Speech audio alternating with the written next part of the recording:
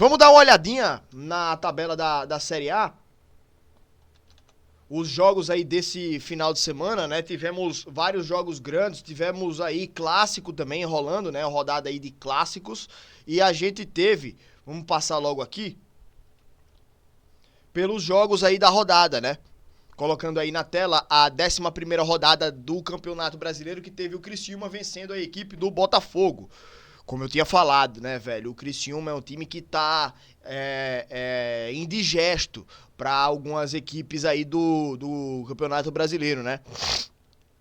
O Botafogo, por exemplo, o time que estava lá na parte de cima da tabela, em determinado momento chegou a ser líder do campeonato, mas perde aí para a equipe do Criciúma. O Criciúma não é uma equipe lá de topo de tabela, mas também não é um time que tem frequentado lá a zona de rebaixamento. Apesar de ter 2 jogos a menos, o Criciúma tá longe da zona do rebaixamento, tá? 12 pontos aí, né? Tá a 3 pontos da zona, mas é aquele time que ainda tem jogos a cumprir, né? E tá conseguindo se manter nessa distância aí, de certa forma, segura da zona do rebaixamento. Não vou dizer que é segura também, né? Porque são 3 pontos apenas, mas tem vários times aí entre ele e a zona de rebaixamento e não é um time que tá circulando ali a zona. Não é um time que tá dentro ali da zona. Sempre falo que quando você tá na zona de rebaixamento é um buraco sem fim, né?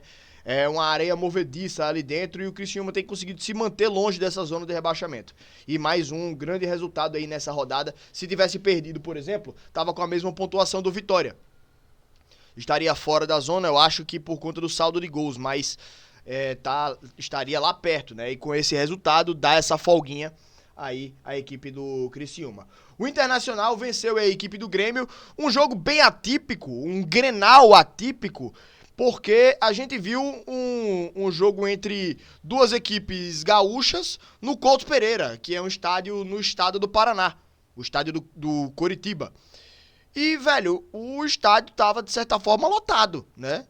Não, acho que não estava completamente abarrotado, mas eu vi algumas imagens, o estádio estava cheio. Então a torcida do Grêmio lotou lá o Couto Pereira, né? Então um Grenal bem atípico, mas que infelizmente aí o Grêmio, mesmo com o apoio da sua torcida, acabou perdendo para a equipe do Internacional. Não infelizmente porque eu torço por um dos dois, não, né? Mas falando em relação à torcida que conseguiu aí, mesmo com todas as dificuldades, né, lotar um estádio em um estado vizinho e acabou vendo seu time ser derrotado pela equipe do Internacional, que vem bem na tabela de classificação, o Internacional, né? Vem aqui em 7º colocado.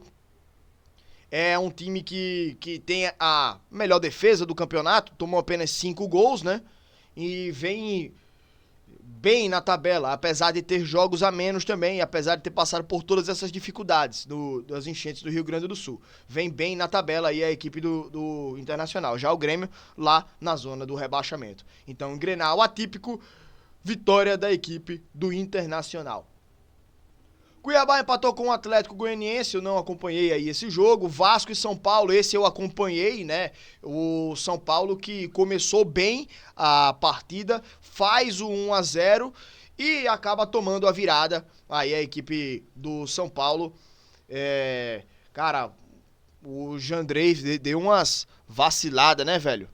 Deu umas vaciladas ali. A saída do Rafael, né, pra seleção. Cara, o Rafael sai como 4º goleiro pra uma Copa América. E desfalcar o São Paulo dessa forma foi uma merda.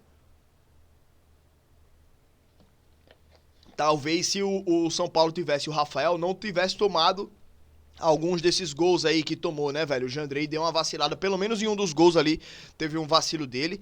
Mas complicado, né? Mas, assim, sem querer tirar o mérito do Vasco, fez um jogaço, né, nessa partida aí, conseguiu essa virada importantíssima, né, da equipe do Vasco. Sai até da zona do rebaixamento.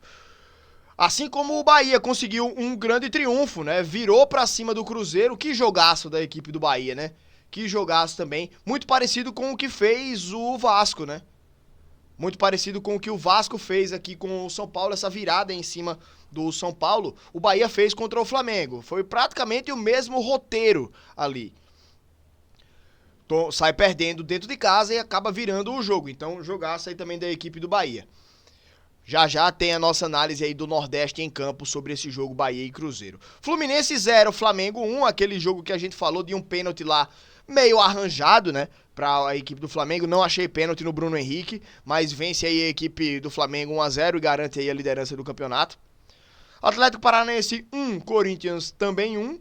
Não, resultado ruim aí para a equipe do Corinthians pela situação na tabela, né? O Corinthians precisa vencer seus jogos para poder sair daquela posição lá de baixo.